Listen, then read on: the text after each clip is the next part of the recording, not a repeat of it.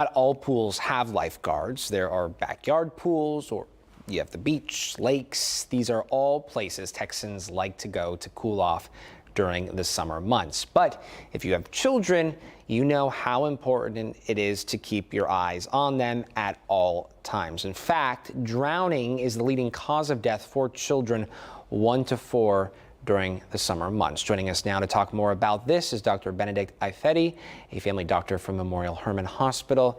Good morning, sir. Thank you so much for your time. Good morning. Thanks for having me. You know, we were talking a lot about, what it takes to be a lifeguard, the shortage. People, I think, sometimes think that you can see a drowning taking place. That's not always the case. Oftentimes, this can be something silent that you might potentially miss if you're not carefully examining that water. Yeah, and you're exactly right. So especially when it comes to children being around water or swimming pools, you always want to have constant adult supervision because oftentimes drowning will happen in seconds, in a flash of an eye, and it's very silent. So you always want to have that constant supervision, have a responsible adult who's watching the kids or children at all times. And you also want to make sure that whoever is supervising the kids, that they aren't distracted, whether it's reading on phones, and definitely not under the influence of anything like alcohol, because again, it can be quick and deadly, and we want to prevent that best we can. Yeah. Dr. Ifedi, talk to us about how close you recommend parents, guardians, adult supervision. How close should they be to those children, regardless of the body of water they're in? Yeah, I think regardless of the body of water, they should honestly be within, no more than 2 feet, whether it's a pool, whether it's the natural body of water.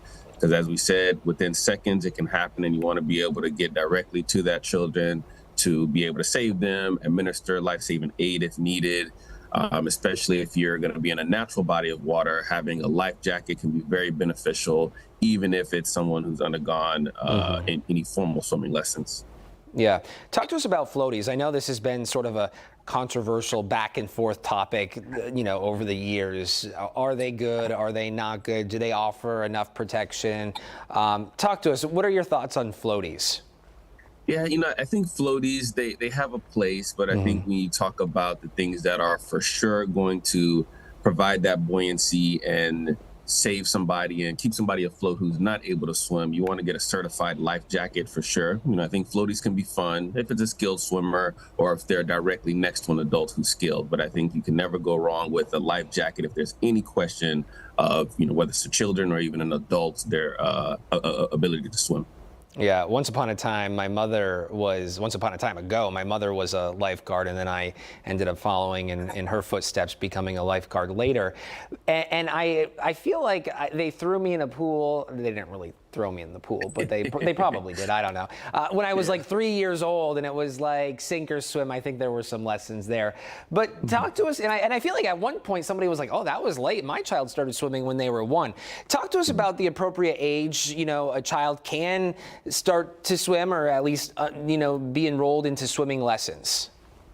Yeah, with swimming lessons, to my understanding, I think you can get enrolled as young, usually at 1, if not a little bit sooner.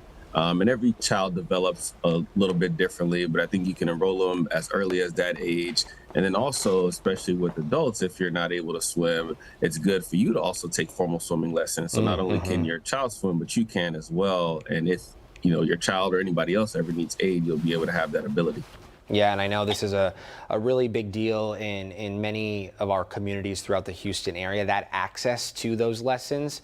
And so, we have really great resources on our website for those looking for those opportunities to get your child into swimming lessons. Before I let you go, Dr. Ifedi, talk to us about, if you have a backyard pool, what should you do as a homeowner to make sure that area, that space is safe when it comes to preventing potential drownings?